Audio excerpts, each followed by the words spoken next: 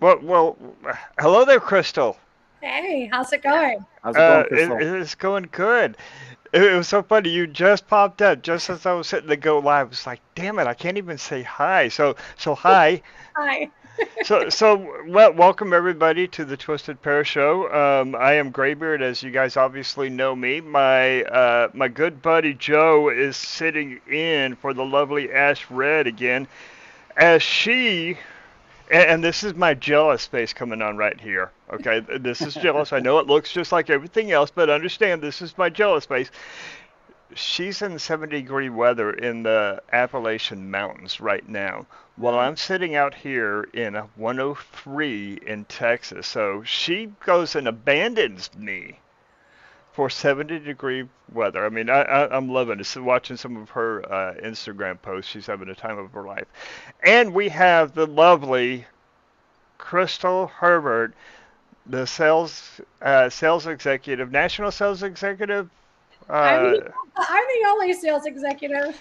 So yeah. okay, so we are going to, Crystal. I am happy to tell you that you have now been promoted to global universal sales executive for Fratello Cigars. Welcome to the Twisted Pair. Thank you. Welcome. I'm excited. So, uh, we didn't get a chance to tell you how we kind of do things. So I'm just going to go ahead and let you know right here, the Twisted Pair. What we're all about is pairing cigars, and we are so honored to have Fratello on with us. I got to say, when it comes to Fratello cigars, I'm a little bit of a newbie. Okay. You know, with just all of the thousands of them that are out there. So this is one that I'm smoking. My local shop didn't have too many, but I'm excited to get into this. So, folks, this is a true blind pairing for me. And what we do, Crystal, is we kind of go around the room, show everybody what we're smoking, what we're pairing, and if you're pairing something, great. If you're not, then don't worry about it. But what we do is we teach people how to pair cigars the right way. Not the amateur way of, oh, that's a light body, go with the light body. No, we go in deep. I mean, we go all the way down to the soil, I'm telling you. But anyways, I am pairing this with an Argentinian red blend called the Pispe. And I had this one probably about a year ago. This is the 2017 vintage of it, and so I'm excited about this. I knew that this was a Mexican San Andreas wrapper, so I was like, okay, I'm gonna pair the nice and creamy chocolatey with the peppery with a nice red blend from Argentina. So that's what I'm going with. Joe, what about you, buddy? Nice. Okay, so tonight I'm smoking the Fratello Nevada, which is, from my understanding, Spanish for shuttle, which is very appropriate for the owner of the brand, correct? Yeah. And then I'm going to be pairing that with this Australian Morris single malt whiskey that's finished in Muscat barrels. What? I thought you were going to be going with the Still Lost, and since I saw him back there in the back, I was like, my Chicago boy is going Texas. Maybe I'll try that a little bit later on with the cigar. I got it. This is it's like a 6 by 52, so it should last a while. This one is a long still, and I love the long still Vitolas. So, what about you, Crystal? What are you bringing to the table? Oh, I have. You probably. Let me see if I can get it to show on the screen. But this is our new Fratello Lunar. It's a Cameroon.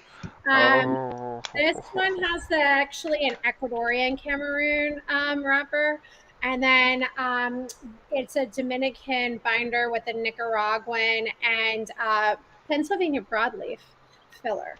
So I have that, and then I'm actually pairing it up. You can't really see it. I have a Pinot Noir. It's called Line 39. It's like one of my favorite, like lower end Pinot Noirs. I typically either pair with Pinot Noir or tequila. Doesn't matter what I'm smoking. So well, I love a good Pinot, and I'm familiar with that label. So, I not in that I've had it, but in that I've heard it, being in the wine industry as well. So, I've heard of a few of them. So from what I hear, that's a good one. it is. It's Before I take this off, I just want to Look at this awesome band and lower band here. Very like very NASA like, right? Yeah, I noticed that, and you know where you can always tell Portello whenever you walk into a shop, just because of the iconic the way the Fratello,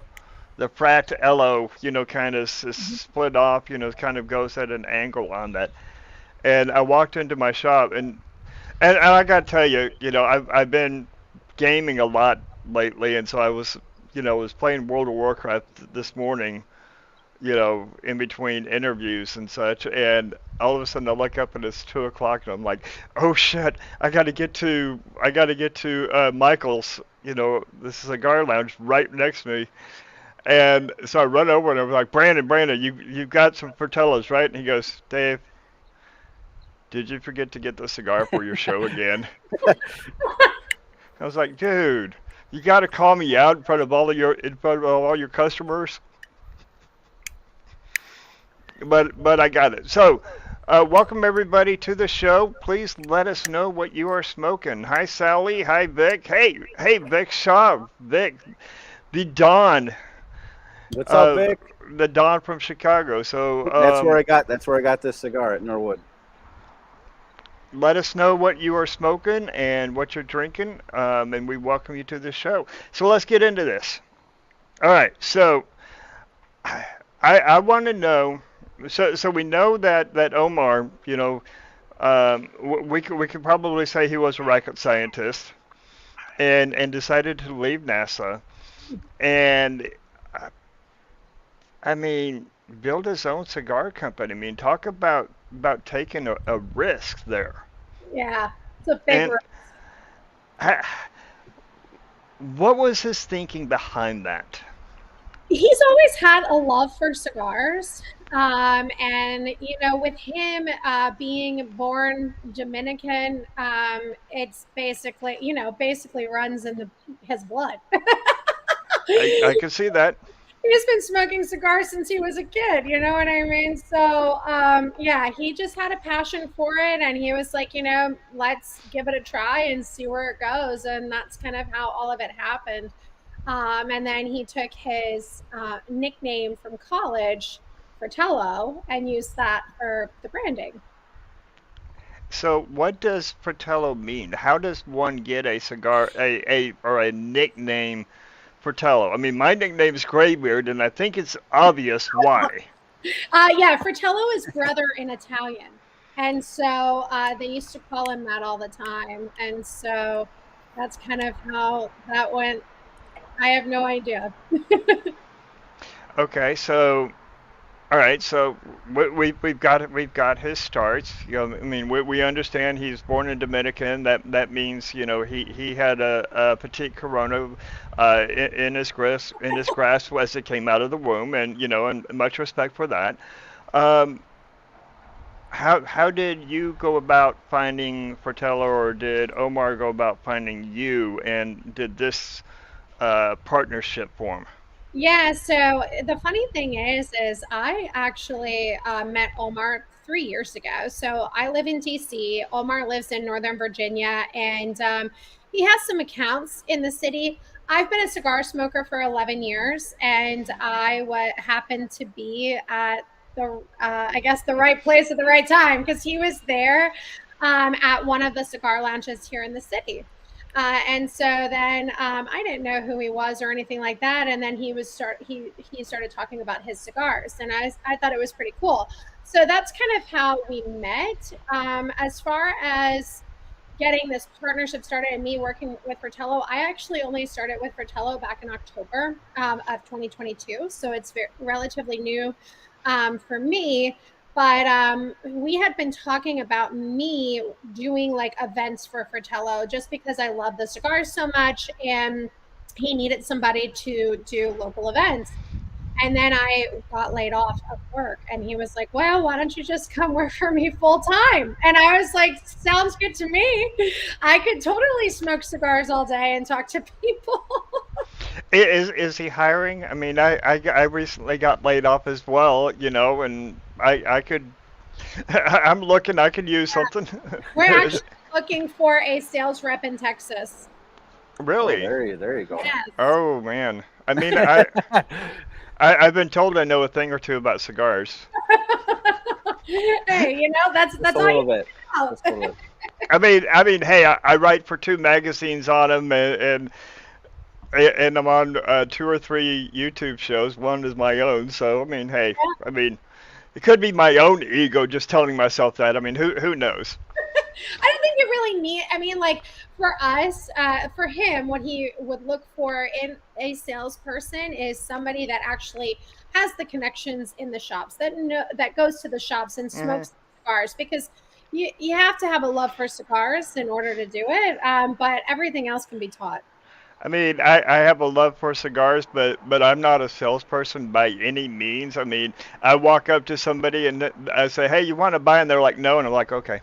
Yeah, Walk away, tail tucked between my legs, walk away. Darn it, I didn't get the sell. You didn't try. I did. What'd you say? Do you want to buy? I feel like it can be trained a little bit. Yeah, it's a learning process. Mhm. Definitely. Yeah, because you're really in the sales industry there, aren't you, Joe? Well, yeah, just a little bit. Do you want a ticket? No, really, I don't. But you're gonna get one. Yeah. He's a Joe is one of our brothers in blue. Okay. One of our brothers in blue. We appreciate it. Yeah. My sales go in reverse order. So. Yes, Right. your sales go in reverse order. You are getting. I don't want it, but I don't care. So let's talk a little bit about your journey into cigars to kind of set a little bit of a foundation. Okay, so we know how you got on with Fratello. And I love that story. I love stories where it's just naturally, organically kind of just happened, especially in this industry because it's all about the community.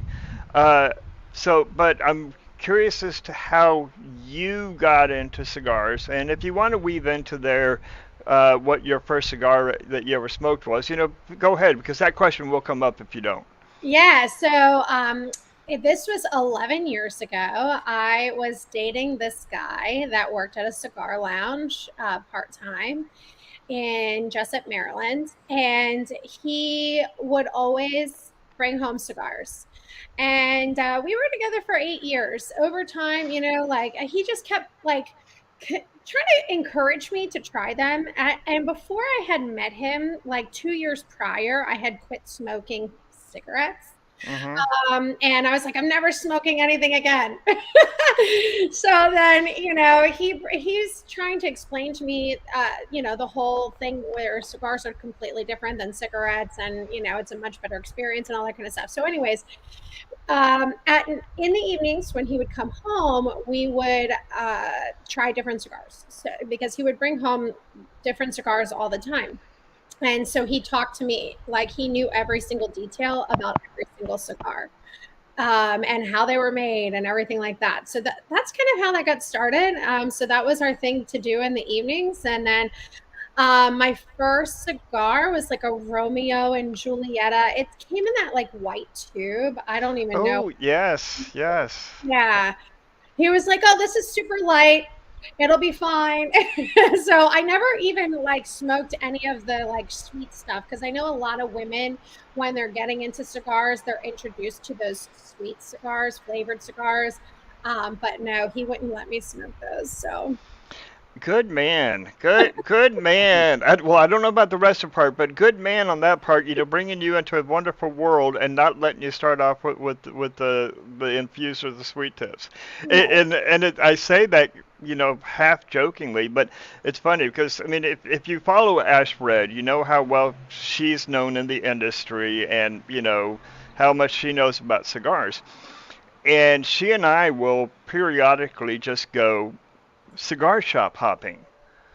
Now, we probably hit a big majority of the lounges here, but this is, as we were just starting off with Leap and Grain Society, and some people knew us, but a lot of shop owners and people didn't. And we were at this shop over in downtown Dallas, and we walk in, and the tobacconist, and I use that word very, very lightly, doesn't talk to me, which is fine, comes up to her and says, "Ma'am, if you're looking for some cigars, we have these wonderfully flavored, infused and sweet tips right over here." I thought when I was married for 20 years, thought I saw a woman's head whip around fast. Oh no.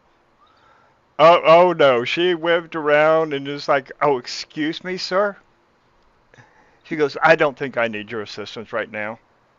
I don't need. Nope. Go ahead. Go on." And I was like, "Oh hell, Oh, it's on." But that's been a pet peeve of both of ours, with women in the industry. And I'm going to kind of go down this line a little bit because I think it's still relevant. Um, so many women in the industry get pigeonholed into or categorized as that because they're a woman to try that this is what you're going to like. You're going to like that the La Crema by Espinosa because it's softer and it's sweeter, or you're going to like the Sobremesa Brulee from Dunbarton, Saka because it's got that sweetness from it, or what have you. You see where I'm going from this? mhm. Even being a sales executive for a pretty well-known cigar line, do you still see that? Yeah, but so for me, like when I'm out there talking to customers and stuff like that, I do see that a lot when it comes to people working in the lounges. But when I approach people, because usually when I'm in a shop that carries my cigars, I will go and work the humidor and talk to people in the humidor and like try to figure out what their likes are before even Yes. stereotyping and trying to like point them in the direction. I'm like, trying to get a feel first and then make the suggestion. And even if they're not buying Fratello, I can make a recommendation of something else. You know what I mean? Oh yeah, and that's the way it should be across it. I mean, if you're in the industry, and for Vic, please make sure that your guys, John probably, you know that Norel is doing this or not. But the tobacconists, they got to know the cigars, not just their favorites, but every cigar that's in the shop, and know how to ask those leading questions to find out whether it's a return customer or it's a brand new customer to find out what it is that they're looking for. And I, being on the media side of the industry and trying to teach people about blends and tobaccos and, you know, the terroir and environmental concerns and regions and all of that comes into play of flavor profiles, would love it if the tobacconists would help the cigar smokers explore beyond their typical, oh, I only smoke Padron, or I only smoke Oliva, or I only smoke Rojas, or I only smoke Fratello, because we got to throw our guests in there. You know, So you, my question for Crystal, what would be some of your key questions that you ask to not only get to know the customer, but to know what kind of cigar they're looking for, but also to try and get them to think or consider outside the box of their comfort zone. yes. Yeah, that's a good question. Honestly, so I kind of make a joke about it first to approach them. I'm like, "Sir, you looking for Fratello? It's right here." But then obviously when they give me their response, then I kind of like go in that direction. So if they say no, I'm like, "Oh, well, did you have something in mind that you're like looking for? Is there any like do you like a mild, medium, full body style cigar, that sort of thing. And then it kind of leads the conversation because it could go many ways. People like when I lead in with that though, when I ask them if they're looking for Fratello, and they're like, "No, I don't even know what that is." And so then I have to educate them right there on the spot, and then they're like, "Oh, I've never." A lot of times even though we've been around for 10 years, and you guys probably know 10 years in the cigar industry is not a long time. Nope. So, it's like people still haven't heard of us, even though we're like local to the DC area. People in DC still haven't heard of us, even though our cigars have been in certain shops since our inception. And so they're like, oh no, I never heard of that. Can you tell me more? And then if they're not interested in that, then I can kind of like lead into other cigars and go that avenue. I think it's funny that you brought out that point about 10 years in cigars is new. I mean, I've been in IT for 30 years, and 10 years is like a blink of an eye in IT.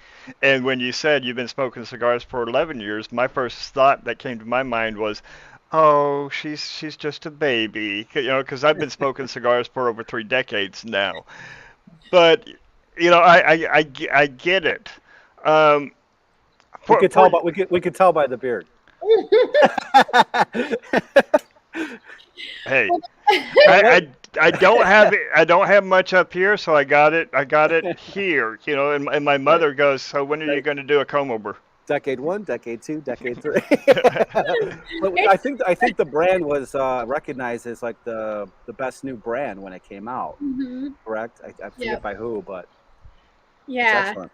Yeah, and I mean, it's constantly, we're constantly evolving. And like this year, with it being our 10-year anniversary, we launched the Lunar.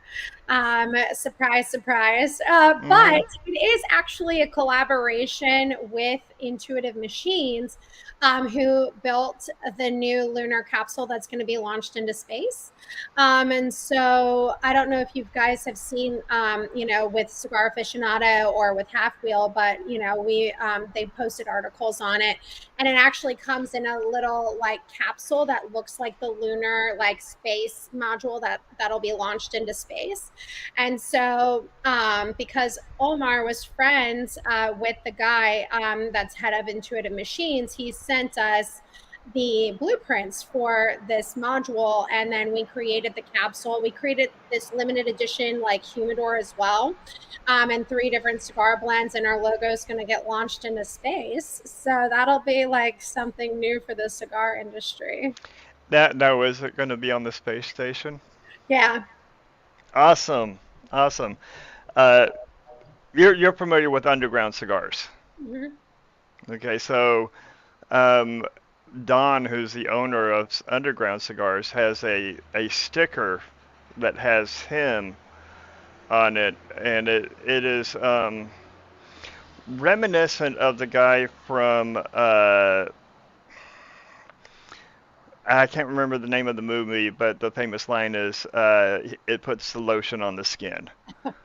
Okay, so a good friend of ours who we lost due to COVID 2 years ago, his name was Jimmy, and he worked at NASA, and he helped design the the new toilets for the space station. And as they sent the new ones up, he placed one of the stickers on the underside of the toilet that will never be seen. So now we lay to claim that underground is known in the space station. Oh, nice. That's Just, awesome. just Nice. funny side story, but so let's you kind of went into collaborations. I know this collaboration was around NASA and was around lunar technology. What other collaborations have you done? A good friend of ours, Kevin Shahan. We know that you guys did a collaboration with him. Yeah, we did a collaboration with Cigar Dojo, and that one was just launched right before PCA. It was called the Afterburner, and then and it came in boxes of 10, and Atlantic Cigar was the one that was distributing it. So we did that one, and then that was like the most recent, and then obviously the Lunar. Other collaborations, I know that like, we do like specialty like state stuff. Okay. So we have like a Florida specific cigar, the Florida license plate. which is the Dominican Puro. One of our lines that is like in regular production is the Texan. So I don't know if you've ever had that. But that is our most full body cigar. It's a 718 by 58, which is pretty big. Yes. They say everything's bigger than in Texas, but that one is our most full body cigar. We did have something coming up in the pipeline for Virginia that'll be released pretty soon, the Pocahontas, which we did feature at PCA, and that will be donating some of our proceeds to CRA. So that'll be a nice little, thing that we have going on. We don't have, I'm just trying to think of other, those are like the main like ones like recently. Tell us a little bit about that Texas blend, because I Yeah. want to say I believe it's a Nicaraguan Puro. No, actually, this one has an Ecuadorian HVA wrapper. Um, Oh. yeah, it's an Ecuadorian HVA, and then it has the Ecuadorian binder, and then the filler is unique because it has Dominican tobacco, but then it also has an Andullo. And I don't know if you're familiar with Andullo tobacco. Mhm. But for Mhm. those that are not, it's when you take the cured tobacco leaves and then you wrap it tightly, right? And then you let it actually age for 2 years in these little pods. And then when it comes out, it looks like these little, like, I guess like sausages or something like that. It's Mhm. to like get the flavor profile to be richer in that tobacco, which gives that cigar that unique flavor that it has. There's also a Pennsylvania broadleaf in there, and then the Nicaraguan. Okay. Yeah. Okay. So the Pennsylvania broadleaf, that explains why I'm picking up some of those bolder notes on it, and I'm familiar with the Ecuadorian HBA, but you don't see very many people working with that at all. I mean, so can you talk to can you tell our viewers a little bit about that wrapper? Oh, yeah. So on it, Omar said, in order for him to make this, I feel like my screen just like froze. Sorry. That's all right. Omar said that in order for him to make this like flavor, like big and bold, as bold as he wanted to, he tried so many different tobaccos, obviously, but the HVA is the one that really stood out. I personally am not sure which like where he got the crop from. I obviously it's Ecuadorian, but I'm not sure exactly where he sourced it from, or anything like that. Could have been Mars. Yeah, I mean it could have. I mean, you never know. Yeah. I've heard Mars has some decent soil for growing crops on there, so who knows? He got it back 2 light years ago. Yeah. Could you tell me about the blend for this Novetta? So I will tell you that cigar actually, which is this one here, the Inversa. We've lost a little bit of your audio there, Crystal. Can you hear me now? Just barely try again here. Oh yeah, hold on. Okay, Sorry. you're back Okay. now. Woo, I don't know what happened. I didn't touch anything. So that cigar actually has a sister cigar, which is this Inverso here. And so what we did was we took the tobacco. So both of these cigars have the same tobacco, right? Okay. It's just inverted on the Inverso. So the Navetta is actually going to be the Ecuadorian wrapper with the Dominican binder, and then the Nicaraguan filler. Okay. Look at the burn on here so far. Pretty good. Yeah. Getting like a dark soil flavor to it, like a leathery dark soil. Pretty bold flavor too. Yeah, and sometimes I get like a milky chocolate flavor profile on there too. Yeah, I can see that. It's Well, pairing nicely with this Muscat. It's got that Yeah. deep dark soil with like the nice hmm fruity deep red fruits from the wine barrel. Yep. this one here, I'm definitely getting the chocolate that or the more Oh, cocoa yeah. notes, but I'm getting a lot of black coffee with hints of a dark leather. Yep. That's Under not exactly. that sweet leather, but that dark leather that is you're working with a leather worker and you kind of get those notes in your nose. Yep. Yeah, That is that's exactly that cigar. That Bianco that you're smoking. I always tell everybody it's like a deep dark chocolate flavor bomb because when you put it like that, then you can pull out like the coffee and like the those bold flavors. And that's actually our Maduro. yes, Hmm. yes. It, and this one is the it's a Mexican San Andres Hmm. wrapper, Yep. and then I want to say it was the Nicaraguan fillers if I'm There is remembering. the Nicaraguan. There's also Pennsylvania broadleaf and Peruvian in the filler as well. And then there's the Dominican binder. Oh, very nice. Now, do you know by hand which leaf the Dominican binder is? I don't. So Omar doesn't give me like the specifics of like where he gets his crops or what part of like which crop it came from or anything like that. He doesn't give the secret sauce. He doesn't give me the secret sauce. And I'm like, you know what? The people want the secret sauce. The people want to know, and it makes my job so much harder and I so much know. more fun. I am guessing just based upon some of those earthy undertone notes that I'm getting out of this, with the gravel undertone notes that this Dominican is probably going to be the Corojo on it, which is a common one that they do out of Dominican on it. So Yeah, and we did that. We did have do a Corojo for Cigar Dojo in that collab that we just did.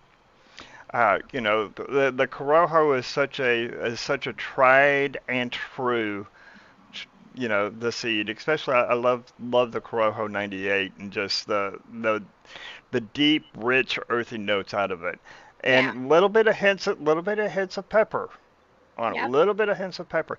And a lot of people don't realize that when we say full body, we don't mean spice, we don't mean pepper, we mean viscosity of the smoke Hmm. on this. And this one here with the long still, I'm getting a nice smoke to it, and it's a nice medium bodied with it, which is beautiful in this still 102-degree weather here in Texas. And I'm 3 floors up, so I mean it's just I'm glad I'm not downstairs. I'm also noticing, minus the awesome burn on this cigar, is that the draw is like at that perfect tightness Yeah. for at least for me, that I enjoy. Yeah. So I agree on this one too. And I went with a guillotine cut because it is a Longsdale, and I didn't want to destroy the wrapper or destroy the cap, the cupola with the V cut, and I wanted a little bit more body than I would have gotten from a punch, and so Yep. you know it's you can have your favorite cuts, but people use your cut based upon the Vitola, not based upon whether it's your favorite or not, and you're going to get a much greater experience. Yeah. Um, I gotta say that this cigar, this pairing, I highly recommend it. If you're not familiar with who Fratello is, go out there and check them out because they have got some good sticks. This is a really good smoke. I'm enjoying this. I'm really enjoying the leathery, like dark soil notes on this cigar. That's how I would describe it. Hmm. It's like So picking so up some of that soil and just harm. so you've got two cigars from Fratello that two cigar reviewers are coming back and saying, "This is a good stick. Go enjoy." So explore that. Yeah, I think the Explore that. original. I think the original was given like 90 from Cigar Aficionado. It was a 91. Yep. 91. Okay, Yep. very good. Yeah, my favorite one is my favorite cigar, and it's like my regular everyday smoke is the Fratello Arlequin. Oh And yes. this one, I mean, it comes in box press only. And I tell everybody it's Christmas in a cigar because, everyone loves Christmas. I mean, at least I do. But, with the flavor notes that you pick up on it with the clove, and there's like some cinnamon and nutmeg, there's some like graham cracker, and then it's got the Mexican San Andreas wrapper on there. With the combination of the Peruvian and Nicaraguan filler, it's just like a perfect like combination. Okay, so Gabe has a good question for you. Sure. So what do we do with these Fratello crab hammers? Is this like a challenge item and I get something cool if I bring it to the next event or what? So let us know because I've seen the crab hammers as well. What is the crab hammer? That's new for me. Oh, okay, Gabe. You gotta. I mean, you gotta let it know. I don't. I've seen it described and such like that. So we'll see if he can provide a little bit of information. Yeah, that I've never seen that. So where's he getting his cigars from? Um, the oh yes, that's right. It was Uchi 2021. So that was before her time away. I mean, before her time with Fratello. Now, I would assume that it has something to do with because we live in the DMV, which is DC, Maryland, Virginia, and maybe it had something to do with like I don't know the DMV lineup that we did back then. Because I know around like 2020, 2021, we had a DMV line that came out. And crabs are big in Maryland. So I can only I can only make assumptions. I really don't know.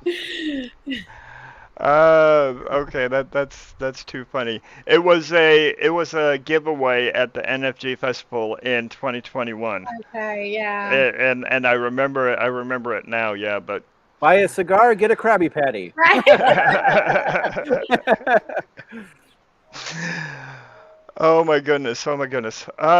So Fratello's at PCA 2023. You've already talked about some of the ones that we've seen. Mhm. When first of all, when can we expect some of those to hit the stores? I know that PCA items are supposed to start hitting within the next couple of weeks. Mhm. And what's on the line for Fratello coming in Q2? Because I mean H2 because we're sitting coming into Q3 and H2 now. Yeah, so we have a lot of new stuff coming. Obviously, the Lunar is landing towards the end of July, beginning of August. So retailers will start getting their shipments around them. Some of our retailers that we did Lunar launches at before PCA already have it in Virginia, DC, and Pennsylvania. But outside of that, the Lunar will be coming in to retailers that have already ordered it end of July, beginning of August. And now it is a very limited edition item as far as like the Dominican Puro in that line because it comes in the big, huge humidor and we only made 175 of them. Oh So, wow. yeah. And that Dominican Puro is like out of this world. It was aged for 4 years and it uses 6 different types of Dominican tobacco. I had the chance to smoke it 5 times already, and I'm like, I don't have any more, and I wish I did because it's so good. But yeah, so that'll be landing, and then the Sorella we actually just relaunched in the U.S. It was an international exclusive.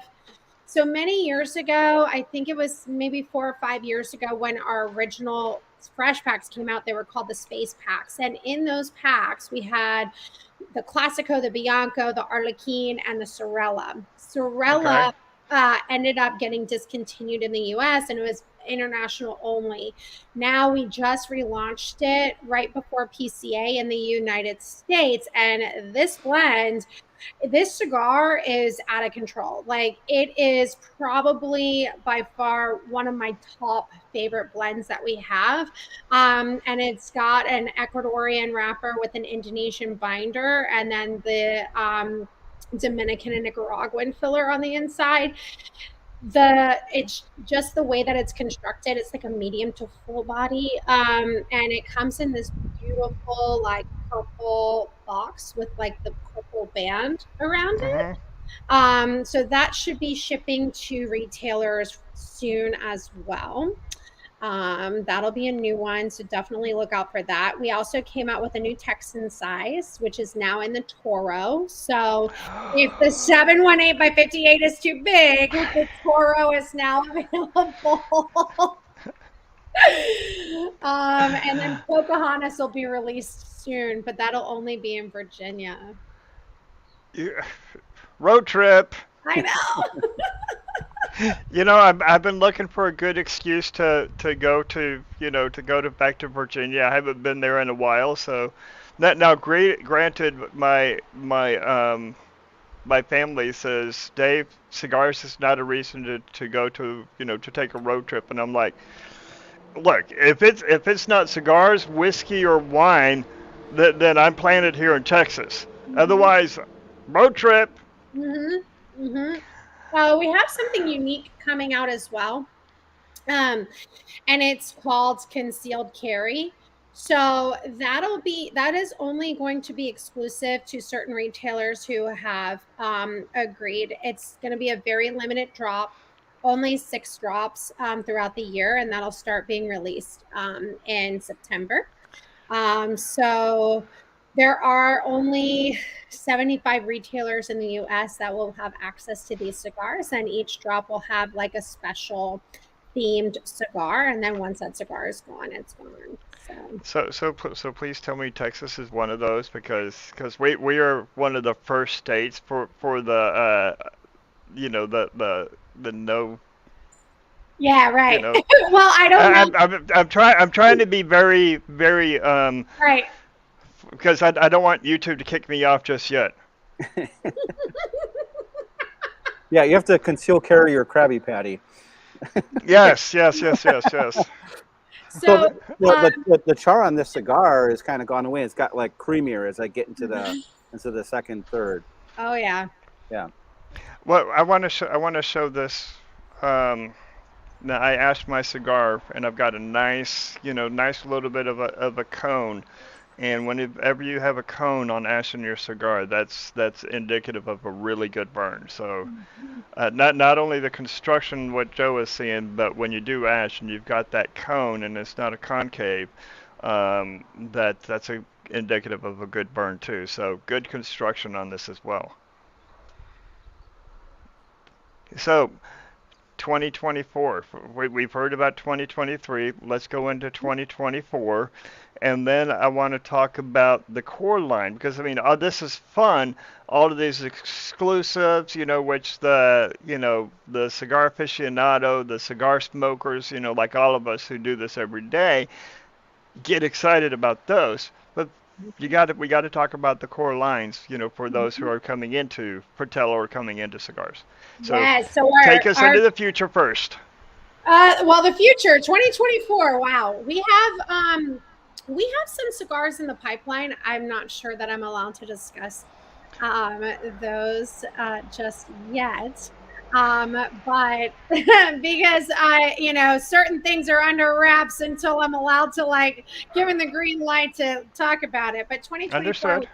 have some new stuff coming in the pipeline that we have been working on for quite a while. A lot of times people think that cigars just come out like that, and it takes like 2-3 years sometimes to get the product actually launched. So yeah, we have like I think like a couple right now that I actually know about that will be coming down the pipeline for 2024. New Okay, exciting. so you've heard it here first on the Twisted Pear Leaf and Grain Society that there is new things coming out from Fratello directly from Crystal's mouth, and she won't get in trouble because that no IPA is being let loose. Yeah, I mean, who knows? My boss might be watching. That's right. Omar, if you are watching, hello, say something in here. You know, I want to say, oh my God, Omar came on and watched our show. Right. Yeah. Hey, look, I sent the link to the whole team. I was like, hey guys, like this is going on.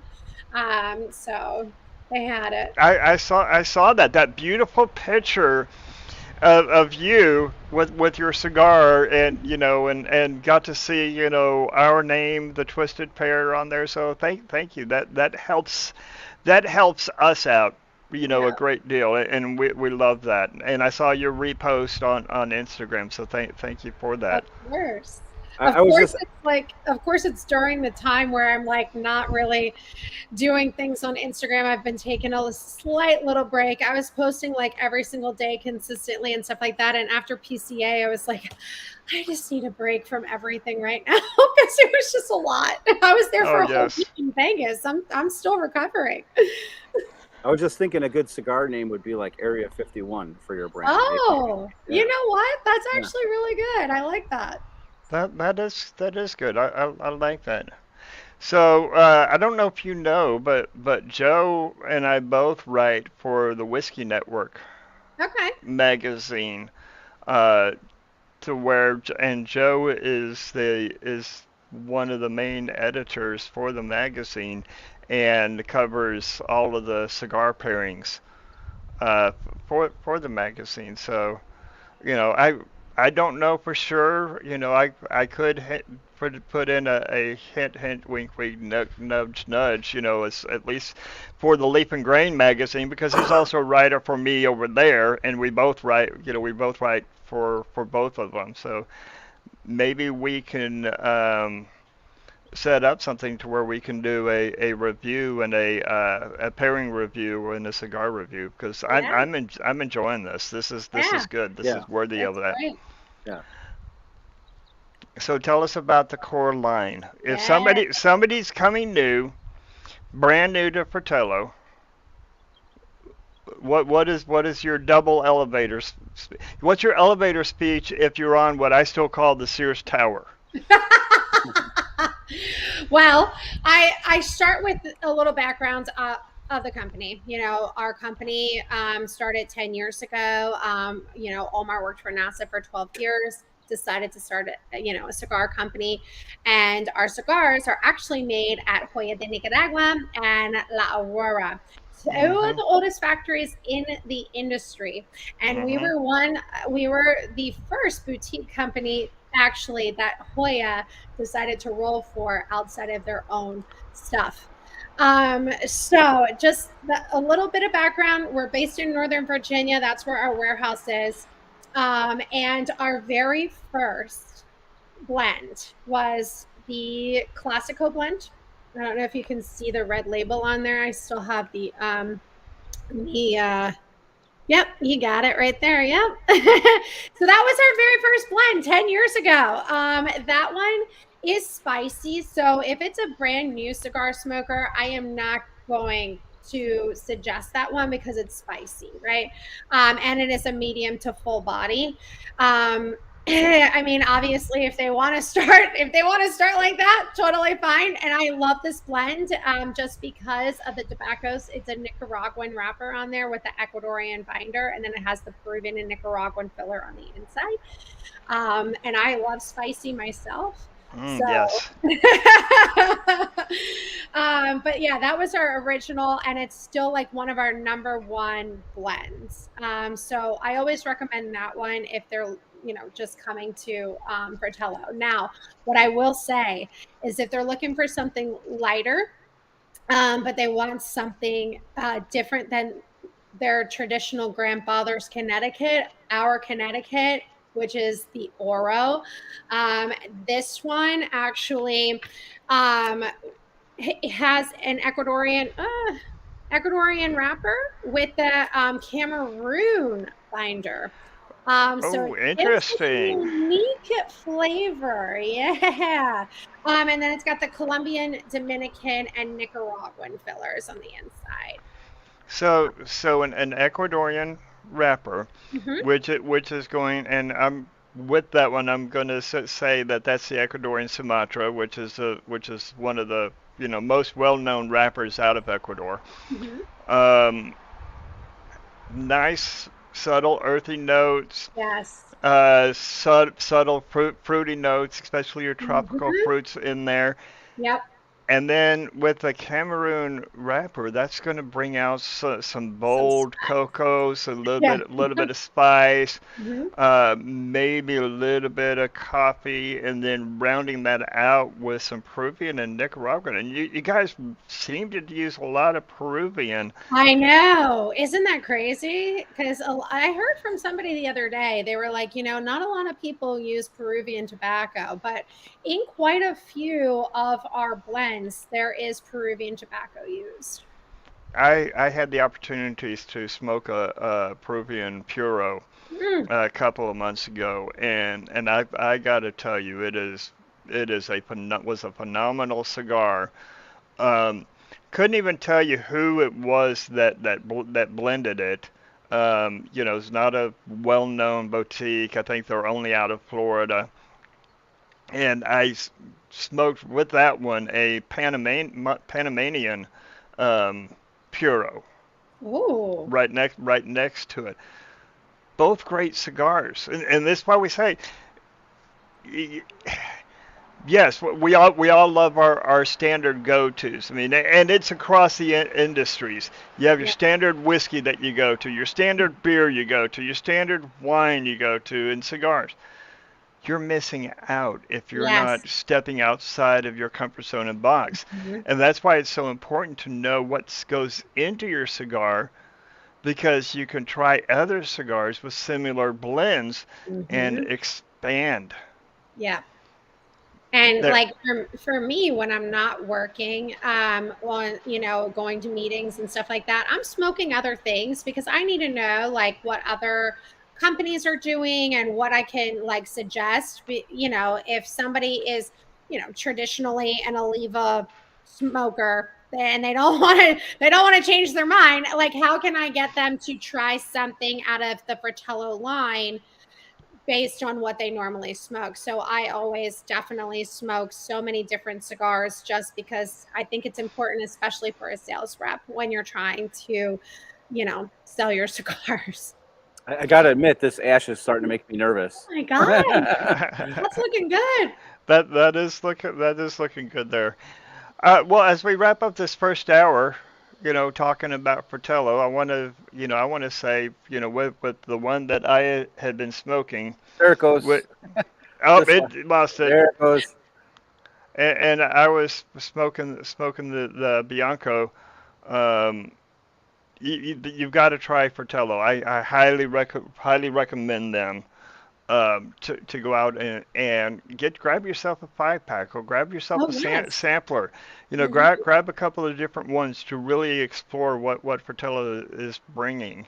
Is there a Uh, website, Crystal? Is there a website that the viewers can Yeah. grab your cigars off of? So they can go to Atlantic Cigar, Neptune Cigar, Cigars International if they want to buy online. Also, there's like several retailers they can go to if they want to buy online. But they can also go to the Fratello Cigar website and check to see if their local retailer carries Fratello as well. So if they're not sure if it's in their area, they can definitely do it that way because we're constantly growing all the time. I mean, we're already in 30 different countries as well. So, excuse me. Let me get that put up. I'm sitting here copying things over and getting smoke up my nose here. So, how did you guys do at the PCA this year? Did you guys we meet your mark? bypass your mark? I don't know the final sales numbers because we're still putting them all in, but we had a really good show. I think Omar was saying that this is the first show where we had a lot of new accounts come and open with us. Oh, that's It's really wonderful. Yes. because normally, when you go to a show, it's usually like your regular retailers that you already have, that you already have accounts with, you already have relationships with. But we had about, I think it was like 30, he said, brand new accounts that have never carried Fratello. So, Wow, that is wonderful news. That yeah. is so exciting to hear. Okay, so I'm going to call this first half done, and everybody stay tuned as we talk with Crystal about the cigar community and the industry as a whole.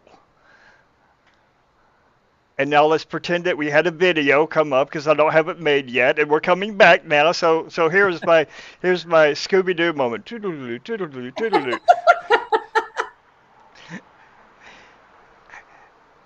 What is the cigar culture? What does the cigar culture mean to you? And as you have gone from, coming into, learning about cigars, through your boyfriend and getting into smoking cigars and now into the industry, um, I know it's got to be, I don't know, but I can assume that it's got to be challenging as a woman, just really kind of coming into the cigar culture itself. So, can you talk with us a little bit about that?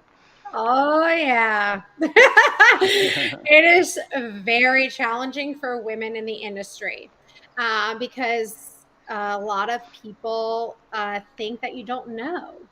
And the first question that I get most of the time is, do you even smoke cigars? Like, of course I smoke cigars, but there have been women in the industry that don't. But like, there's always this like, I think a negative light because they're like, you're a woman, what do you know? And then when you actually rattle off some information, and then they actually see you smoking and like actually like teaching the customers and that sort of thing, then they're like, wow, like it's a totally different light and they look at you with a lot more respect. I will say though that the overall industry as a whole has been so welcoming, and I've met so many amazing people, especially because my territory is huge.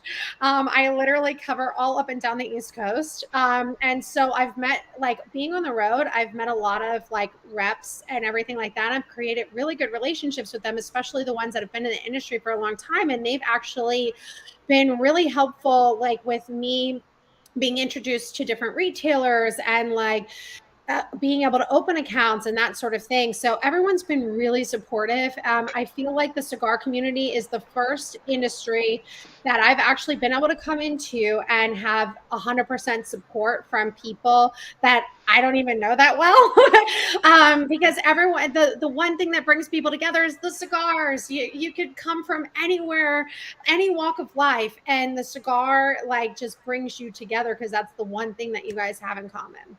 I've and yes, I've coined this term, but I've always called it the great equalizer. Mm-hmm. Because you're right. I mean, it doesn't matter gender, it doesn't matter sexual preference, it doesn't matter socioeconomical status, it doesn't matter race, anything. All of that goes out the picture. Mm-hmm. And, you know, because we've all got something to talk about with cigars Mm-hmm.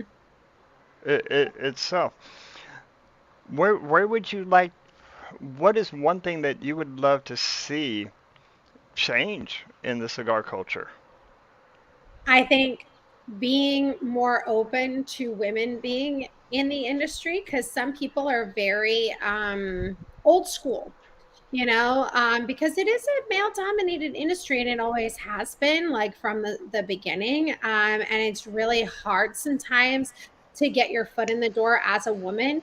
So really being open to that change. I know that it is changing every single day because I see it on a regular basis, and more women are being accepted, and like especially like with working in the industry.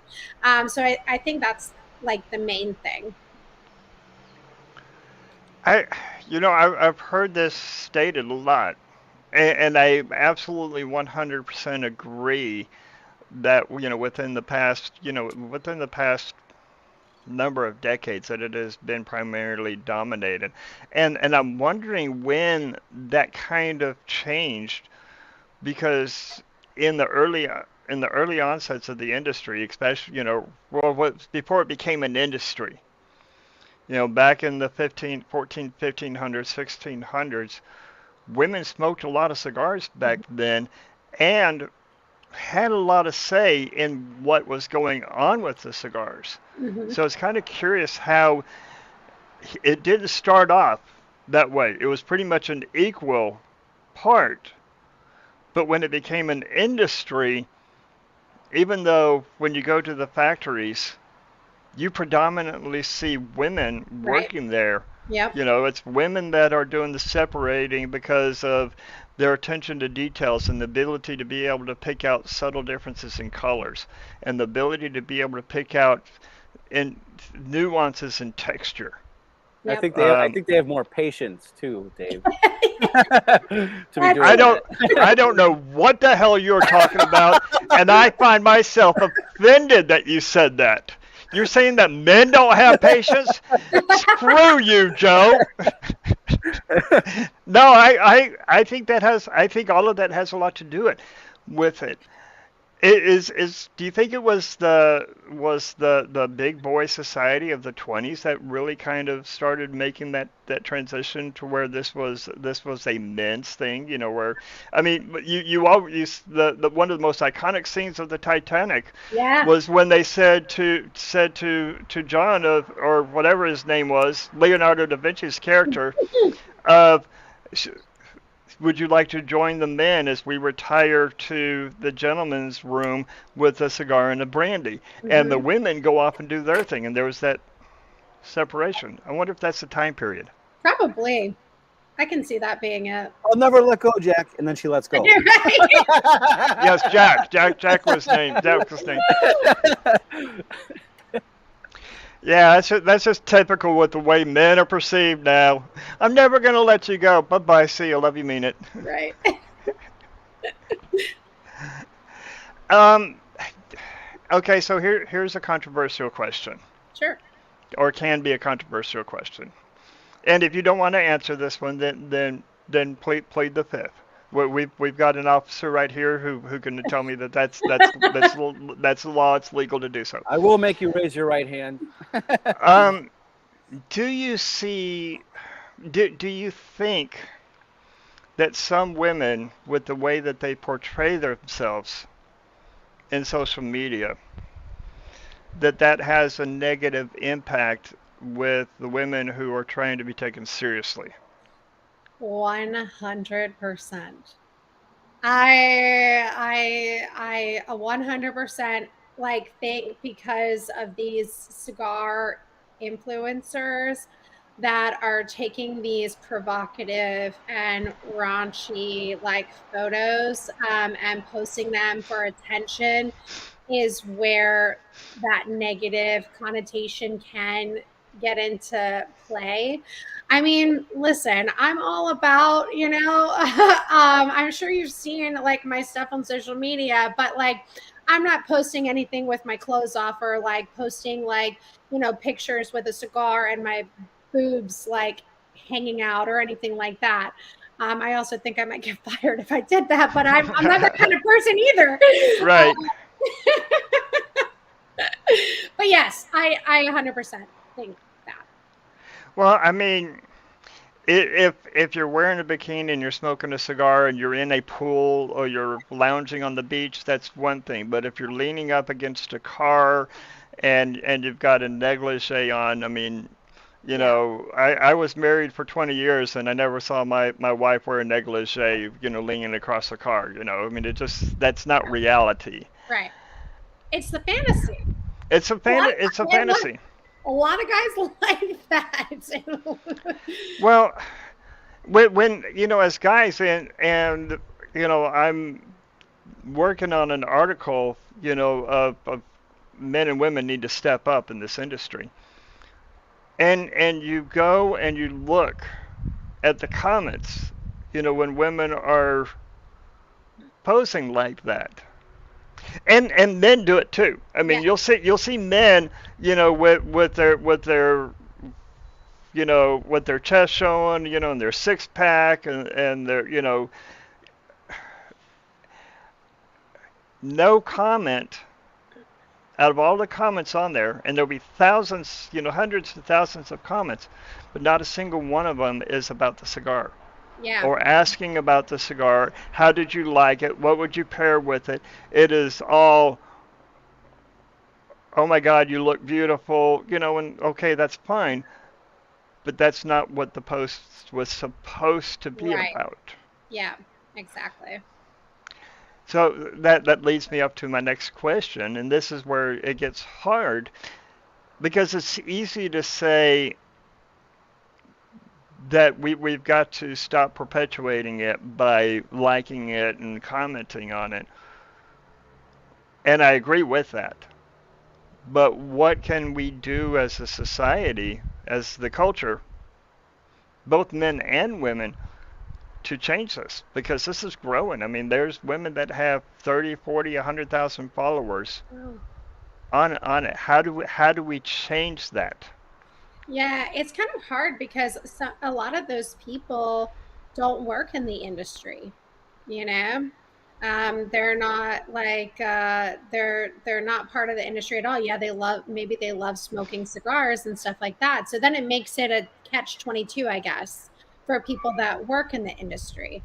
I don't know, to be honest with you. I don't know how to change that. It's like I don't know. I and I may lose some potential guests, but I think we've got to start holding the I think we got to start holding some of the brands accountable. Hmm. I think we, as a big part of the industry, got to hold some of the brands accountable because some of the big brands, they hire some of these women on to Oh, represent, and we can't let them do that without being let known of, no, we're not judging you. We're not judging you. We're not judging the women. We're saying we don't like what that represents and we right. need to step up. Because of, for me as a Christian man, woman is not the object. Woman is not an object to be looked at like that. Hmm. And me as a cigar media as a cigar social media influencer, on that side, and a writer and a publisher, and I don't like that, and Yeah. I won't support that. So I think we got to step up somehow, but people are afraid to step up to the big names. Yeah, I didn't realize that there are some big names that are hiring people like that. Maybe I'm just really blind to that. I don't know. I have knowledge of quite a few and who it is that they've hired Mm, on, and I don't judge anybody on that. If as a woman you're comfortable with doing that, okay, that's more power to you. It's your body. I'm not going to say what you can or cannot do with that. What I'm asking is that within the industry itself, that you take a little bit of a higher step yeah.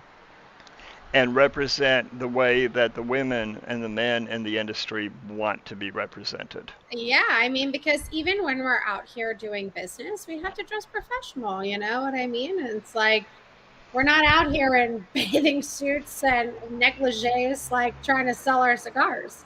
You mean you don't walk into to the cigar lounge and say, "Hey, I represent Fratello," wearing a bikini?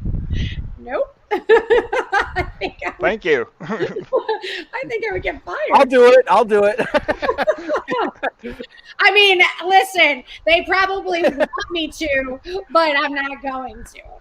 I mean, I will tell you this, like, I wear as like in my off time, I like to wear crop tops and show a little skin, but nothing like too crazy and out of the ordinary. It's still, good looking. But like when I'm in business, I'm covered up. And I will go into these business meetings, and then afterwards it's like, okay, well, they try to like pry for information to see if I'm single and like what's going on, and then the questions come out about like, well, when can I see you again? When can I take you on a date? When can we? I'm like, yeah, no, this is not where this is going. Maybe if the industry got back to its like elegant, classy roots, like this is a luxury item, I think that would help. I think so too, because I mean, like, cigars are expensive. Like, not just anybody can afford cigars. To be honest with you, right. It is a luxury item. Yeah. I mean, you look at this bottle. This is a $35 bottle of wine. Which is not a cheap bottle, but it's not an expensive bottle either. Right. I can buy 3 cigars, lower priced cigars, for what I paid for this bottle of wine. Our average bottle of whiskey, Joe and I both drink a lot of whiskey. We're talking anywhere from $35 for what we call bottom shelf, to $55 on average, up into, I've got a couple of bottles sitting in here that I paid a couple $100 for. Yeah. Still, $200 for a bottle of whiskey, that's 15 cigars. And Dave, I did switch now to this still Austin cast strength, and at 59%, it is probably too bold for this cigar profile.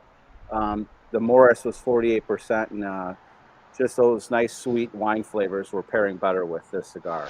Well, and that still Austin is a that one I want to say it's a high rye, where it's coming in at near 30% rye on that one. So that could also be part of what's a little bit overpowering that cigar on that. So it probably would need something that's probably one of the either the Cameroons or the San Andres or the Nicaraguan wrappers to be able to stand up to that profile on that. This conversation that we've had, it has been a passion of mine and Red's, because Red, as being a woman in the industry, has experienced a lot of what you're talking about. And we've talked with Lauren from McAuliffe, and we've talked with Cynthia Gonzalez, and everybody knows who Cynthia is and what she does. And I love, you had mentioned the elegance, and I love some of the elegance that she brings with, a beautiful woman, and she's bringing elegance back into it. And you can be fun, you can be adventurous, you can be fun, but let it be about the cigar, right? And let who you are enhance that and bring that cigar even more to the forefront. I think that's something that we need to do. Yeah, I agree. What would you like seeing change since you're in the industry? Cigar culture aside. Yeah. From the business side, from the industry side, whether it's with the regulations, and everything. I mean, you just came back from PCA. What is something top of mind that you would like to let the average consumer know that they may not know, and what would you like to see change on that? I would love the tobacco tax to be changed. I mean, like every state has obviously their own rules and regulations, but it's hard to do business in California and New York because the tobacco tax is insane. So, like, for example, Pennsylvania has no tobacco tax, right? So it doesn't matter. People just buy online from Pennsylvania because the cigars are cheaper, right? But then when you get to New York, it's like double the amount that you would pay for buying the cigar in Pennsylvania. And then it's harder to get those retailers in New York to buy your cigars because it's like, they have to, put all this tax on it. And then they're like, well, what if it doesn't move?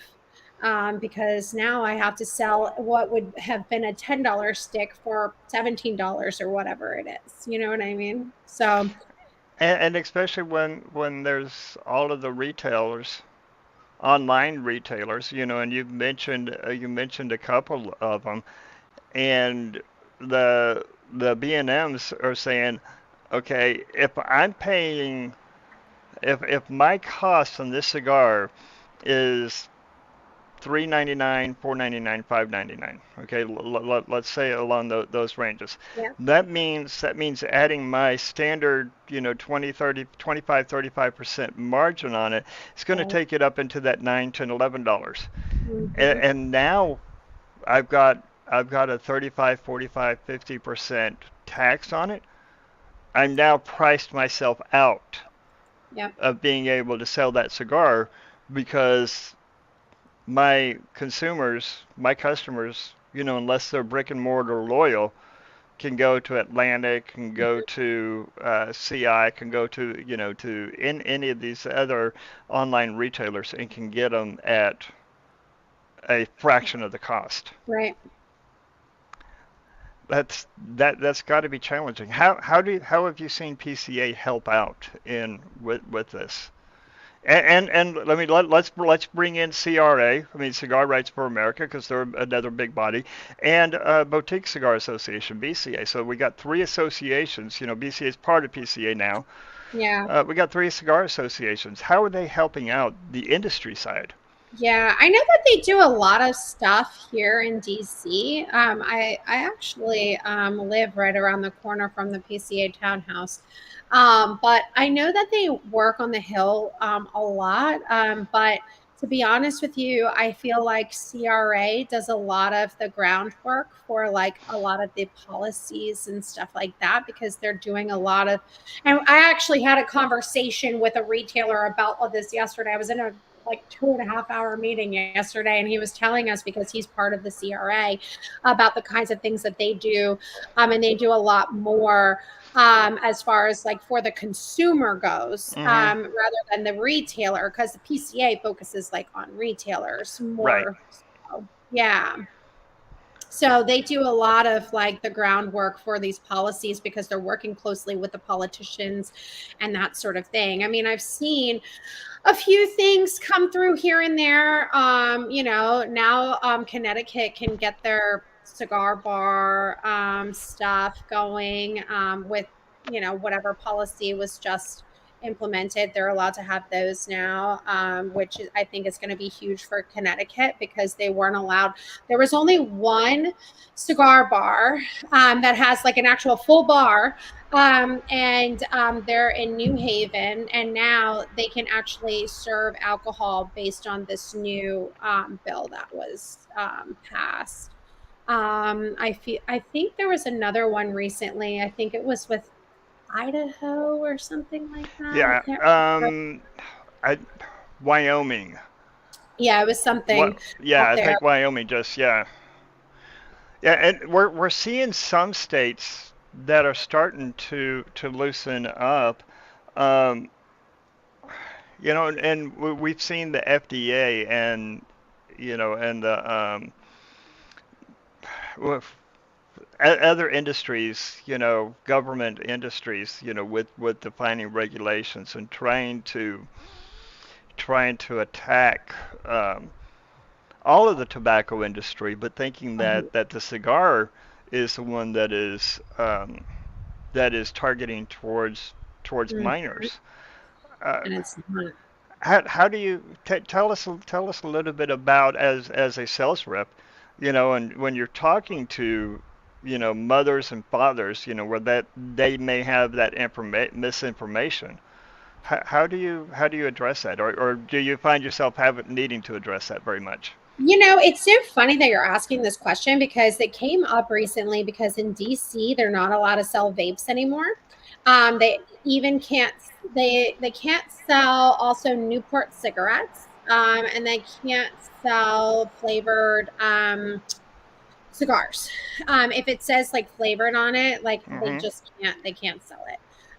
So I was actually talking with a retailer about this, and they said it's not the cigar stuff. It's not cigars at all. It's because parents were going in to buy vapes for their children. Yeah. So there's a lot of misinformation out there. And then I was talking to some customers that actually have kids, and they were saying, they would never, obviously, they would never do that. They would never buy vapes for their children, but they were like, we can't see our children ever picking up a cigar, because when we smoke, the kids are like, ew, that's gross. So I don't know. I think there's a lot of misinformation out there, to be honest with you. There's a lot of misinformation, even from the report. The latest report that came out from the FDA, and I think it was 2021. I was when I was doing my research for my article of why I'm not a smoker but I smoke. Hmm. And it was talking about the differences between cigars and cigarettes. And so I'm doing the research and coming through and looking at it. And being in an IT, I mean, I'm a data, I've done data analytics and I've looked at the data and the data, the data groups and how important it is to understand the data groups. When you're looking at statistics, and statistics, the data groups is the core of it. And I'm looking at the data groups on these reports, and when it's talking about cigars, and the group that they studied was 1,800 men and women, and 1,200 of them were dual smokers. Mm, But yet they classified the results as results from cigars. Exclusive. They said that the results that this is what happens when you smoke cigars, but yet when you look at the data, which most people don't go in to look at the data, right now. 80% were dual smokers, and what they classified as dual smokers is they smoke cigars and cigarettes, or Hmm. cigars and vape, or Hmm. cigars and the cigarillos, such as Right. I don't want to mention brands here, Right. but you know what which ones I'm talking about, Oh yeah. and that is skewing the data. And then Yeah. when you drill down even further, the 600 that was just single, there was less than 1%, less than 1%, like 0.01 or 0.005, something like that. So less than 1% of those that had any health problems that they were able to directly correlate back to cigars. Yeah, a lot. There's a lot of misinformation, and when it comes to research, because I went to a research heavy university, I had to analyze the data instead of looking at the end result, because like going through the entire thing and actually reading through everything, you get more information, and I think that's the problem. People don't want to look at all of the information. They just want to take like the one piece of the evidence that's given to them and then make a final conclusion before, actually really digging into the details. And a lot of the people that are, trying to make these policies, I feel like they know nothing about the cigar industry. Oh, I 100% agree with that. Um, Joe, this question's for you. I mean, because you being within law enforcement, do you see a problem with the minors actually going out and buying cigars? I mean, have you come across any of that at all? Just just those cigarillos you were mentioning earlier, but cigars, premium cigars, 0%. I've talked to, I mean, even my son-in-law. My son-in-law's 20, and yes, he's smoked a cigar with me out here. And I've asked him. I said, "Do you have, growing up, have you ever had desire to go out and buy cigars. And he said, well, one, no, because I know that I'm not supposed to. And he's never tried to enter a cigar lounge. When I go in, and I'll go out to the patio, and so that way he can stand outside the patio, but he won't go into the cigar lounge. And I said, okay, so you're not allowed to, but if why else? And he goes, well, honestly, Dad, the cost. I don't want to go and spend 10, 12, $15 on something that I will when I turn 21 now because it's legal and I'm able to, and I understand the culture and the relaxation of it. But I've never seen any of my friends who do vape and who do smoke cigarillos go, oh man, I've got to go and get myself that new Fratello because I've got to. No, I mean, if they were going to, they were going to cut it open Yeah. and do something else with it. But they can get those cigarillos and cigarettes and much cheaper to be able to do that. It's almost as if I wish they were smoking cigars instead of these vapes with all the chemicals that they're inhaling and introducing to their bodies. Hmm. So bad for you.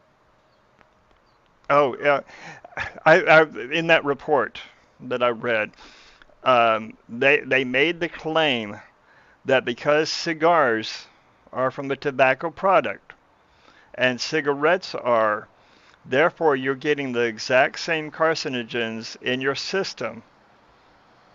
They And clearly don't know what that cigarettes are really made from. no, they don't. And they don't know. I mean, there's five natural chemicals that are in cigars. There's Yeah. 25 chemicals that are in cigarettes. And one of the chemicals, which is the natural chemicals of nicotine and ammonia, that's actually part of it.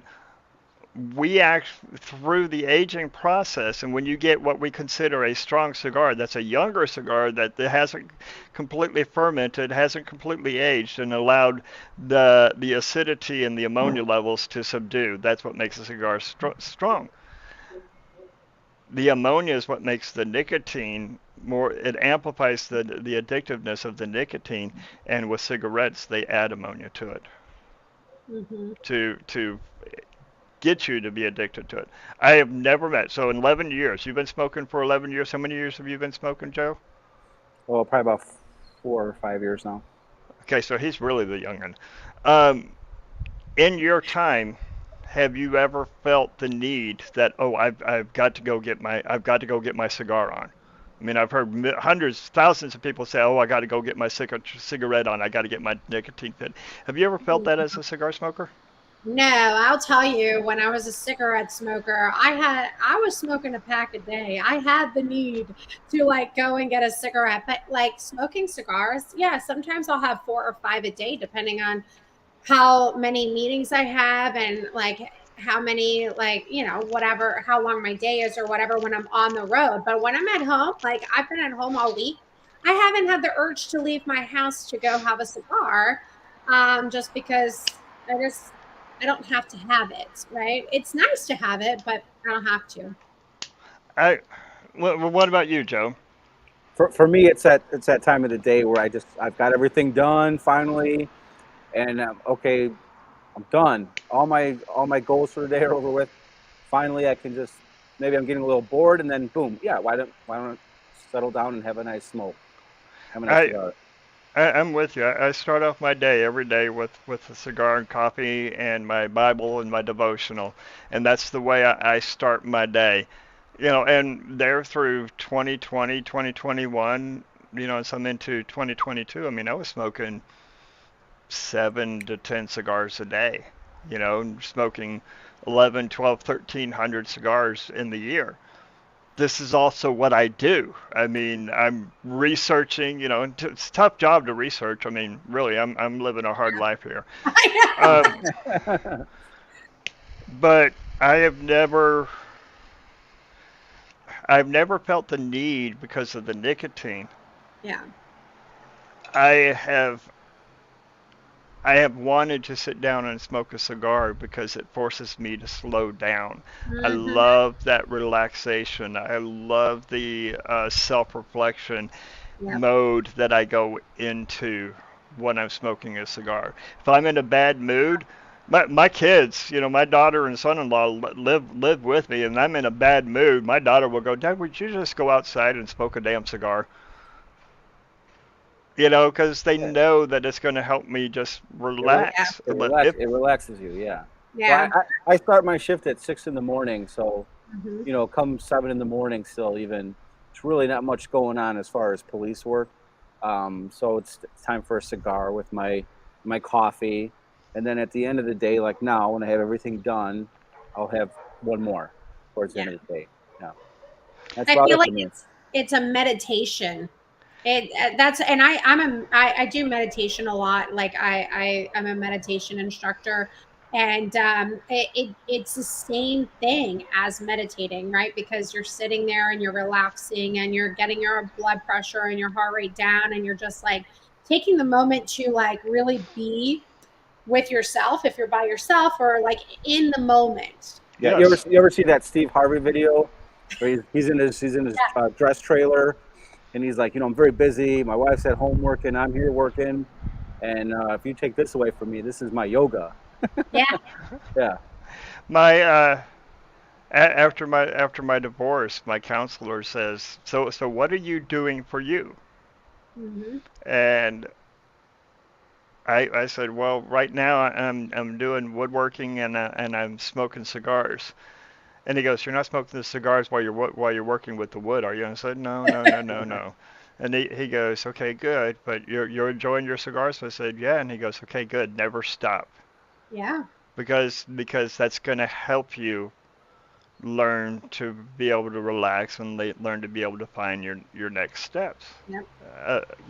as such. And so, It provides that opportunity for some self-reflection yeah, Yeah. and some future reflection as well. Yeah. Yeah. we don't. This is the kind of information that needs to get out about the cigars. Kind of taking us back a little bit around full circle, back to the cigar culture and what we would like to see change in that, and the industry. With the misinformation, Yeah. is talking about this is what are the benefits Hmm. of cigars, debuff the myths Yeah. about it, and educate people with what it is that we love about this. I love the fact that I can go into a lounge, and I've got a number of friends who are not not believers, atheists, extreme left wing liberals, and I mean you can probably guess that as a Christian, I'd kind of lean a little bit more towards the right side. And we can have a conversation about politics, and they can be anti-Trump, and someone's pro-Trump, and someone is anti-government, and someone is pro-government, and we can all talk and have difference of opinions, and nobody's getting offended. Yep. Yeah. I think that like if I was to go back to college, cause like I had two master's degrees, and I had to do like I had to do a research paper. One of my master's degrees is in exercise science, and I had to do a research paper. And I think that like if I was to have to go back and redo my like capstone, I would do research on like cigars and exercise in some capacity. I've always thought about that. There's a good friend of ours, and she's in the cigar industry as well. She's a rep. My mind just went blank on her name and what then the brand that she works with. But she does yoga, Yeah. and so she actually does yoga classes with cigars. And so we Mm, had her on the show, and we talked about pairing a cigar to a yoga movement, or to a yoga series, whatever that's called. yeah. Uh, I mean, and we've talked about we've had shows where we talked about pairing a cigar to your mood, Yeah. and it's, I mean, there's there's science behind it. And if you don't believe me, go follow Luciano. Yeah. Luciano, and he and I've gotten into discussions around it. He highly recommends a younger full strength cigar in the mornings with your coffee, because that acidity level that's in both of those is going to balance the alkaline levels in your body, and Yep. that's what gets you going. It's not that caffeine Right. shot that we think that it is, but what gets us going in the morning is balancing our chemistry with the acidity of the coffee and the alkaline in our body is what it is when we're sleeping, and then taking a strong cigar with that Hmm. and bringing that together. Man, that's why I do that in the morning, because it's like, okay, I'm ready, let's go. Yeah. Come on, Bailey, let's go for a walk. I'm just thinking about cigar yoga, right? Like, okay, everybody, the downward V cut. Okay, Right. we're gonna do the upward first third. Right. You know what's funny is that like in yoga sometimes they use like sage or palo santo to like clear the space and like that sort of thing. And in Cuban culture, they used cigars to clear the like energy in the room. Yes, I love that. I love it that you brought that up. That's what the Cohiba process is. Hmm. The Cohiba initiated, or the ritual led by the priest who is called the Beheke from the Tiano tribe. Yes, that's exactly. Yeah. And Joe, when you said that, I could just picture. Okay, now take a good 4 count draw. Now hold it. Don't breathe in. Hold it. Okay, now exhale. And you should have had a good body of smoke. Okay, now we're gonna do another one. Right. There's got to be a yoga move called the Nevada. Oh, you know what? Probably create it. I'm a yoga instructor too because I Yeah. have my yoga certification. So Right. And here on the Nevada here, it's the burn has become really slow. yeah, We're approaching like an hour and 40 minutes here, and I'm still going. yeah, Oh, that's I completed my Longsdale, and now I've gone on to the Classico, and this is the Corona, and I just love I know I'm in Texas, but I love the smaller, sub 52 ring gauges, just because of the flavors of it. it's so much better. I feel like we actually just came out with a Corona size in our Arlequin, and the flavor that you pick up on this box press in the Corona is out of control compared to like the other sizes. So I prefer the smaller. I've got two of those sitting in my humidor, and I was like, do I want to bring that one out, or do I want to just hold on to them? It's like, I know what those are. Let me go try some that I haven't tried, which is the core line. And I was like, Yeah. so and so far this one here, I'm enjoying this. This is, I mean, with the wine right off the bat, and again, and I don't hot like my cigars. Yeah. I mean, you'll never see me take a cigar up and light it and draw it in, because that burns the oils. It chars Mhm. the tobacco all the way down. Yeah. But because I don't do that, it's a little bit, there's a little bit more time that needs to be taken on getting an even burn. And I just loved how this lit up, and I've got a nice uniformity.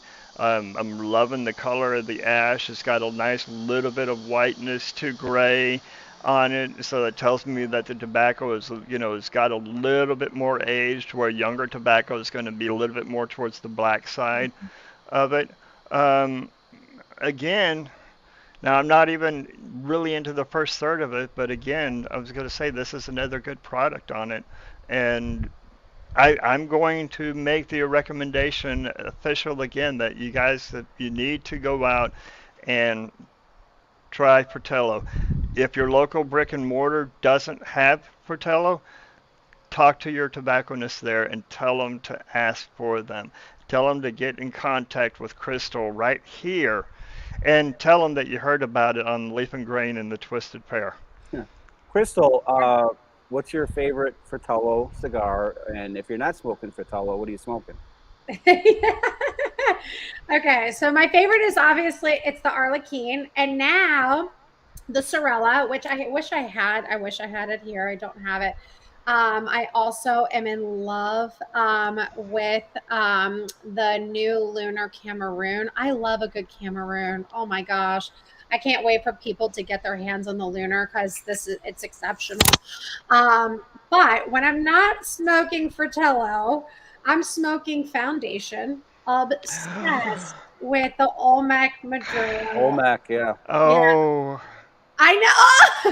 Is that heartbreak? oh, I'm sorry. no, no, no. So on last show, and Ashred was at PCA. I don't know if she had a chance to get by and talk to you, but she was going around doing interviews, and she asked the question, and so I posed that question, and I posed it to all of us, and we had Oliver, I can't remember his last name, but from United Cigars Okay. on the show last week, and the question is, if you were stranded on an island, the classics, you're on an island, Hmm. what cigar would you take with you? Oh, Who would you who would you take with you to smoke that cigar? And what is the one item non-cigar related that you would take with you? And so my answer, if I had to pick a yeah. favorite cigar, Yes. which is hard to me. My line, if people say, "What is your favorite cigar?" It's the one in my hand. But if I Yeah, had to pick a brand, a particular cigar, it would be the Foundation Tabernacle. yeah, You that's a know, good one. I mean, uh, all of uh, their cigars are good. But that mm, Olmec is oh, like, that So Olmec good. is Yeah. that Olmec is off the hook. yeah. I mean, it is so good. Okay, so Crystal, the question is for you. You're on the spot. She obviously Hot would. spot. She would obviously want to be with SpongeBob SquarePants and those Krabby Patties on the island. You Yeah, right. know, I mean, Listen, it's so hard to choose. Okay, so obviously, oh man, if I was stranded on the island, listen, I smoke the Arlequin every day, and not just saying that because it's a Fratello and I rep it and all that kind of stuff, but that's probably the cigar that I would bring with me. Um, and the person that I would bring, God, there's so many people that I would bring, but I'm just gonna say my friend Charles. He is like my cigar buddy here in DC. Like him and we met maybe like 3 years ago. And like we always exchange cigars. Every time I see him, he's like bringing me a new cigar I've never had. He's like, I expect a review on this and that sort of thing. And just that connection that we have, I would bring him. And then what was sorry, SpongeBob. I know. Sorry, SpongeBob. Charles beat you out. And what was the last part of that question? What non-cigar item would you take with you? Oh damn. Just one non-cigar item. It would have to be uh A yoga mat. yeah, probably something fitness related. Because I'm like fitness is my life. Like my master's is in exercise science. I have a master's in nutrition. So like that's my like stuff outside of Outside of cigars? Okay. So I'll quickly finish mine, and then Joe, you can answer the question. The person that I would take with me, because as a writer, I had to choose Hemingway. Oh, 'Cause I just I want to pick his brain. I mean, and just understand his train of thought with his writings and just his adventures and such. And I like to consider myself. I'm not one of those extreme adventure people anymore, even though I was when I was younger. My bones just don't bounce as well as they used to. But I love to get out and do adventurous things. And then my item was a pocket knife that had a double-edged pocket knife where one of the edges was the serrated edge, because being a Boy Scout, I know I can find the different things, because you can bring a cigar, but if you don't have something to light it with, it's not going to do you much good, That's true. and then the survivor in me, you know, the rest of that aspect of it. All right, Joe, you're on the spot, buddy. Okay, so I would have to pick General Ulysses S. Grant to be stranded with. Just picking his brain. One of my favorite books is Cigars, Whiskey, and Winning, and that's his experiences in the Civil War and all the leadership lessons that he brought forth in that book. The cigar for me would be my everyday go-to cigar, which would be the Don V Corojo. That's Oscar Valladares in Mm. collaboration with Vic here at Norwood Royal Cigars. Just love that cigar. It's a everyday, any time of day kind of smoke. And the third was the item non-cigar related, probably a soccer ball that I would name Wilson. Okay, okay. So pay homage to the movie that this probably came from. Yeah. I like that. I like that. What is your favorite pairing? What is your favorite pairing? Cigar and drink. Yeah. What is your absolute favorite? Okay. So for me, I will say it will have to be the Fratello Navetta with it's a salted caramel Crown Royal. Ooh, Yeah. that sounds interesting. And the only reason why I'm saying that is because it's like it's fairly recent. And I don't normally drink anything besides tequila and Pinot Noir. So I was with one of my retailers, and his wife had this salted caramel Crown Royal, and I was like, oh, okay, cool.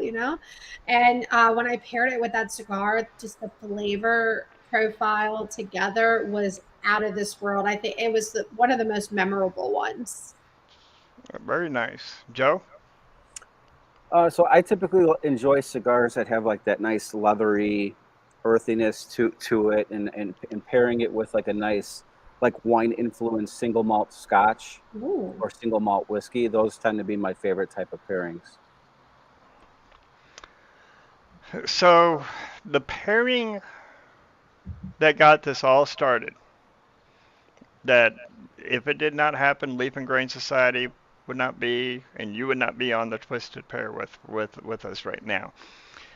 Um, it's probably about 7 years ago, I think now, and it was the Laura Aurora Ruby, which is in the tubos that they have is the double Mhm. perfecto, and this one was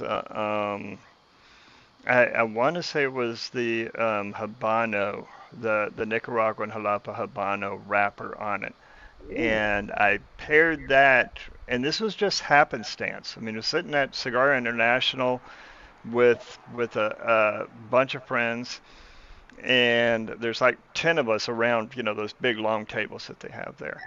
And I had Cigar City's Maduro Malt, Ooh. and paired that with that, and it was just an amazing pairing, and I'm sitting there bringing those together, and it was just like, oh my God, and everybody's like, what? And it's like the creamy notes that I'm now getting out of the cigar, and they're like, no, no, creamy out of a cigar, and I'm like, I'm not kidding you. Three others went out and bought it, and it's a $20-$25 cigar, and they're like, okay, why is this? And so I got interested in it and start studying. So that's my most memorable pairing that got all of this started. Nice. Yeah, That's Okay, that's really so good. it's just so fascinating what happens when you pair a cigar, especially with for me a whiskey. I'm not into the wines yet, Mhm. but I'm working on you. yeah, work in progress. But yeah, just and I learned this from Graybeard is, you do the cigar to the drink and then reverse it after Yes. cleansing your palate, and then doing the drink to the cigar, and you get a different profile going both ways. My first article, and probably another one of my favorite pairings, and my first article I ever wrote. So one of my best friends, she's from North Carolina, but she was here staying for about 9 months or so, and so she took the extra bedroom, and she was a wine. She's been in the wine industry for 20 plus years, and she has a knowledge of a level four sommelier. She's not one because she's like, I don't see the need for that. I'm not going to do that. But she has that kind of knowledge, and so she brought home 4 bottles, and she put up a blinder, so that I couldn't see the bottles. And she was making dinner, and it was a pulled pork Cuban dinner. And so I mean, I don't know what else she what did in it. I don't know those recipes. And she said, this is going to be multi-part. First of all, I want you to try all 4 of these. And she's teaching me about wines. And she goes, they're all from the same region, and they're all from the same vineyard. And you need to tell me what's the predominant grape. There's 2 of them that are varietals, so 100% of that grape, and the other 2 are blends.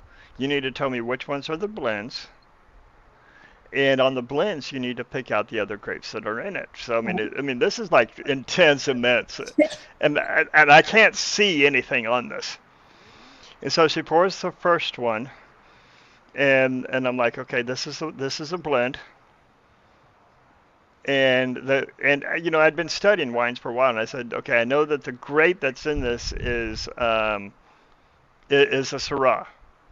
So I'm gonna guess. I'm gonna say this is from Northern Rhone Valley because they're known for their Syrahs in France, and I know she's only bringing old world wines.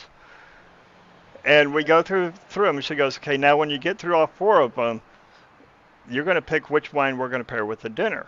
And then, what cigar would you pair that with? And I want you to write an article for our Wine Society newsletter that goes out. And I'm like, okay, pressure's on, Yeah. and I'm just like, okay. So I was able to pick out the 2 varietals. I wasn't able to pick out the vineyard, but I was right. So it was the Syrah. I was able to pick out a couple of the grapes of the others, picked out the wine to pair, and she said, now what cigar would you pair that with? And I chose a Crown Heads 4 Kicks 2021 limited edition. And started off the pairing on it and was beautiful pairing. Got to the middle of it, and it's into the second third, and it just started going downhill from there. So I changed it up, and I got Milam and Green uh, um, straight bourbon, which is their three bourbons blended together. Went through the middle third on that one, and then got to the final third and went back to the wine and wrote up the article on it. And she said, okay, now which one of these wines would you go with for our wine society at the gold level? So that told me right off the bat that these were all wines that were $50 plus in price. Wow. And so I picked it out, wrote up the article, and then she published it. And the accolades that she got back on that was just it got me up on it. So Miss Red is on. Hi, Miss Ash Red. Oh, hey.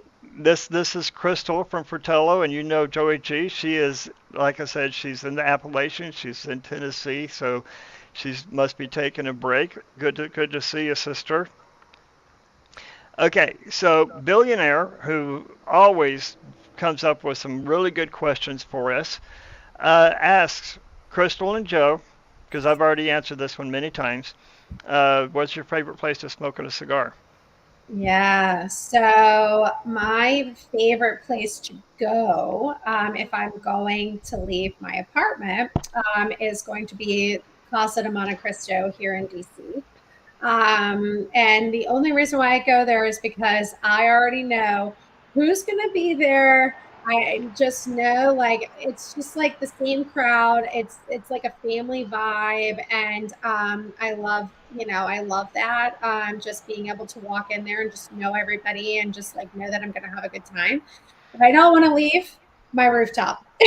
My rooftop is like the best place to go and smoke a cigar. I have a nice fire pit out there and all of that. So I think my apartment complex would be yelling at me if I got up on the rooftop. In fact, they'd yell at me if they knew I was smoking cigars out of my balcony. What about you, Joe? Okay, so yeah, like I said, in the morning in my squad car, which I'm not really not supposed to do. So, but in my squad car, I have a nice little spot that there's not no traffic or foot traffic. It's pretty peaceful. And then right here at home on my back deck, it's usually nice and peaceful here at night, and it's a meditative thing for me to. It's like a reflective thing, both past and present and future for me. So those are my two favorite spots. Awesome. Well, Crystal, thank you so much for this. This has been a lot of fun. You're such a joy to talk with. Learn so much about Fratello, learn so much about you and your views on the culture and the industry and it has been an honor. yeah. Uh, we're going to wrap things up. I am going to Thank ask you. that you two stay on just for a minute Okay. as we close things out. My cigar's Uh, still going. Look at this, still going. awesome. I like that. I like that roach clip there. Oh, and you froze at that perfect time. Oh, So next week we're going to be back to the pairings, and so if you guys have a challenge for us, or Crystal or Joe, if you have a challenge on what you would like to see us pair, we step up to the challenge, and we have had some pretty twisted challenges. That's why we're called the Twisted Pair. Let us know, and Red will be back. I hope. If not, then I'll have my guest co-host Joe with me, uh, doing on a pairing. After that, we've got a couple more guests, so you're going to have to stay tuned to find out. Please subscribe to us, follow us on our Facebook page, like our Facebook page, like and subscribe and follow us and hit that beautiful notification bell on our YouTube channel. Hit us up on Instagram. Both Ash Red and we always respond back. May not immediately, but we always respond back. And if you want to know a pairing, then ask. I had a guy uh, send me a message earlier today. He said, I've got Booker's bourbon that's being brought over. Between these three cigars, what would go good with the Booker's bourbon? And, more than happy to answer that question. If you want to know why a pairing works, let us know. We're happy to talk that through. So, Absolutely, this is definitely the place to learn about some amazing pairings, how to take your pairings to that next level that I describe you guys as. yes, you can coin that phrase too, Joe. There you go. So until next time, Um, as we always say, explore the pairings because there's something for everybody. Thank you, everybody. Good night.